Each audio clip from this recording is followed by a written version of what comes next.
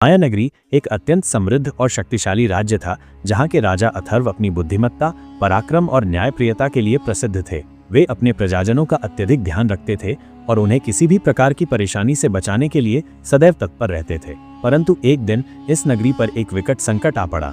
माया नगरी के पास एक घना जंगल था, जिसके बीचों बीच एक प्राचीन गुफा स्थित थी। इस गुफा में एक तांबे का जादुई घड़ा रखा था, जिसमें एक भयानक शैतानी जिन को कैद किया गया था। वर्षों से ये घड़ा अचल पड़ा था, परंतु एक दिन एक भटका हुआ मुसाफिर उस गुफा में जा पहुंचा।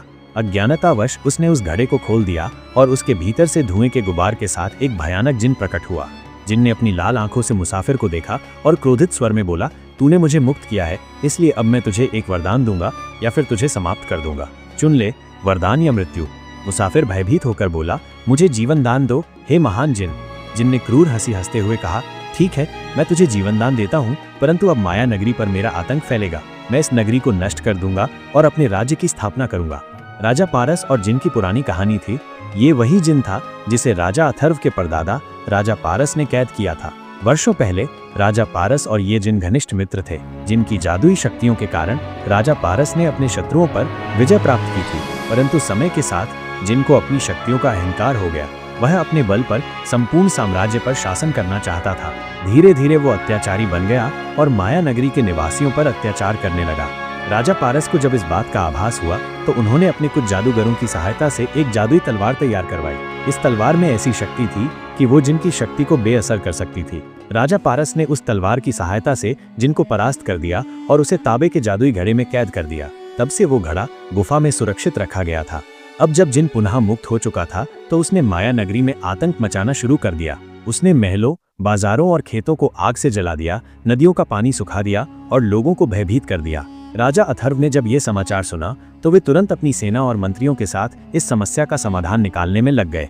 उन्हें ज्ञात था कि उनके परदादा राजा पारस ने एक विशेष तलवार बनाई थी जिससे जिन को परास्त किया जा सकता है, परंतु वह तलवार अब कहाँ थी ये किसी को ज्ञात नहीं था। कुछ पुरानी ग्रंथों और विद्वानों से पता चला कि वो तलवार राजमहल के गुप्त कक्ष में छुपाई गई थी। राजा अथर्व ने अपने विश्वसनीय सेनापति विक्रम और कुछ अनुभवी योद्धाओं के साथ गुप्त कक्ष की खोज की। कई जटिल पहेलियों और जादुई अवरोधों को पार करने के बाद उन्हें वो तलवार प्राप्त हो गई। जैसे ही राजा अथर्व ने तलवार को अपने हाथ में लिया, वो एक दिव्य प्रकाश से चमक उठी। राजा अथर्व अपनी सेना के साथ जिनका सामना करने के लिए तैयार हुए। जिन ने उन्हें देखकर अट्टहास किया और कहा, तुम भी अपने परदादा की तरह मुझसे युद्ध करना चाहते हो? तुम्हारी सेना और तुम्हारी तलवार मेरी शक्तियों के सामने कुछ नहीं है। राजा अथर्व ने धैर्यपूर्वक उत्तर दिया, यह युद्ध अन्याय और अहंकार के विरुद्ध न्याय और धर्म का है। तुझे पुनः कैद करने के लिए मैं पूरी शक्ति से लड़ूंगा। युद्ध आरंभ हुआ। जिन अपनी जादुई शक्तियों से आंधी, बिजली और भयंकर आग उत्पन्न कर रहा था, परंतु राजा अथर्व की तलवार उन सभी हमलों को काट रही थी। राजा अथर्व ने अपनी पूरी शक्ति से तलवार चलाई और जिन पर प्रहार किया। तलवार के प्रहार से जिनकी शक्तियां क्षीण होने लगीं।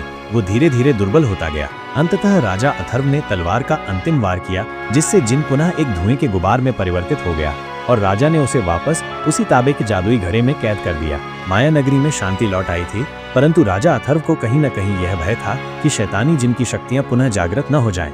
वे जानते थे कि बुराई को पूरी तरह समाप्त करना कठिन होता है, इसलिए उन्होंने गुप्त रूप से कुछ विद्वानों और जादूगरों को इस विषय पर शोध करने के लिए नियुक्त किया। कुछ ही महीनों के भीतर माया नगरी के आसपास अजीब घटनाएं घटने लगी। लोग रहस्यमय तरीके से गायब होने लगे, नदियों का जल अचानक सूख जाता और फसलें बिना किसी कारण नष्ट हो जाती। राजा अथर्व को समझते देर न लगी कि जिनकी कोई शेष शक्ति अभी भी सक्रिय थी। तलाश के दौरान राजा अथर्व के प्रमुख सेनापति विक्रम को एक रहस्यमयी गुफा मिली। वहां एक पुराने शिलालेख पर लिखा था कि जिनकी एक परछाई अब भी इस संसार में भटक रही है और यदि उसे पूर्ण शक्ति मिल जाए तो वो फिर से जीवित हो सकता है। यह सुनकर राजा अथर्व ने तुरंत अपनी सेना को सतर्क कर दिया। राजा अथर्व और उनके मंत्रियों ने एक विशेष सभा का आयोजन किया। उस सभा में जादूगरों और ऋषियों ने बताया कि जिनकी परछाई को समाप्त करने के लिए उन्हें उस प्राचीन तलवार की आवश्यकता होगी जिसे अथर्व ने पहले जिन को हराने के लिए प्रयोग किया था। परंतु वह तलवार अब पहले की तरह प्रभावी नहीं रही थी। उसे फिर से जागृत करने की आवश्यकता थी। विद्वानों ने बताया कि तलवार को पुनः जागृत करने के लिए उसे पवित्र अग्नि कुंड में डुबोना होगा, जो माया नगरी के पश्चिम में स्थित अग्नि पर्वत के शिखर पर था। राजा अथर्व तुरंत अपने सबसे विश्वसनीय योद्धाओं के साथ अग्नि पर्वत की ओर निकल पड़े। अग्नि पर्वत तक का सफर अत्यंत कठिन था। वहां कई जादुई बाधाएं थीं, जिनका सामना करते हुए राजा अथर्व और उनके साथी आगे बढ़े। उन्हें अग्नि देवता की परीक्षा भी देनी पड़ी। अंततः अथर्व ने अपनी निष्ठा और साहस से यह परीक्षा पास की और तलवार को पवित्र अग्नि में डुबोकर उसे पुनः जागृत किया। तलवार जागृत होते ही जिन की परछाई और भी शक्तिशाली हो गई और उसने माया नगरी पर हमला कर दिया। ये युद्ध पिछले युद्ध से भी अधिक भयावह था। इस बार जिन की परछाई ने कई छोटे छोटे दानवों को भी बुला लिया था, जो नगर में तबाही मचाने लगे। राजा अथर्व ने पूरी शक्ति और रणनीति के साथ युद्ध किया। जब उन्होंने जादुई तलवार से जिन की परछाई पर अंतिम वार किया तो वो धुएं में बदलकर हमेशा के लिए नष्ट हो गई। माया नगरी एक बार फिर सुरक्षित हो गई। इस विजय के बाद राजा अथर्व ने आदेश दिया कि उस जादुई तलवार को एक विशेष मंदिर में सुरक्षित रखा जाए, ताकि भविष्य में यदि कोई संकट आए तो वो फिर से काम आ सके। माया नगरी में बड़े उत्सव का आयोजन किया गया और राजा अथर्व का नाम सदियों तक याद किया जाने लगा। इस प्रकार एक बार फिर सत्य की विजय हुई और माया नगरी की रक्षा हो सकी।